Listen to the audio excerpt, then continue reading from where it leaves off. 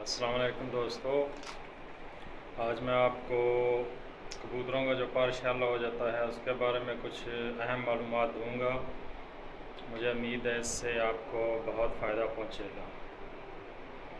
सबसे पहले जिस कबूतर का पर शैल हो जाए उसके लिए आप गूगल इस्तेमाल करें। ये गूगल नेट वाला गूगल नहीं है, ये पंसारी से आपको मिलेगी गूगल। किसी भी पंसारी की दुकान पर जाएं, वहाँ से आपको ये गूगल मिलेगी।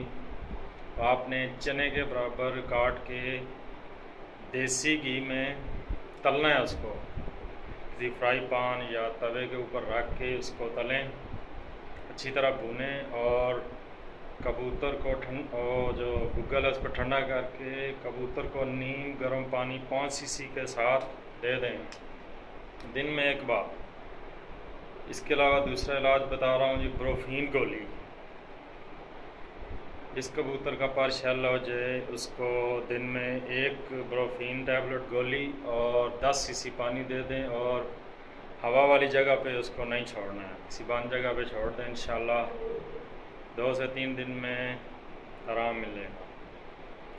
इसके अलावा जो है, एक अदद मुनक्का लें, उसको काट लगाएं, उसके बीज निकालें और थोड़ी सी हल्दी उसमें डालें और 2 अदद काली मिर्च और उसको खजूर की गुठली की तरह गोली बना के देसी घी में अच्छी तरह तलें, लाल करके।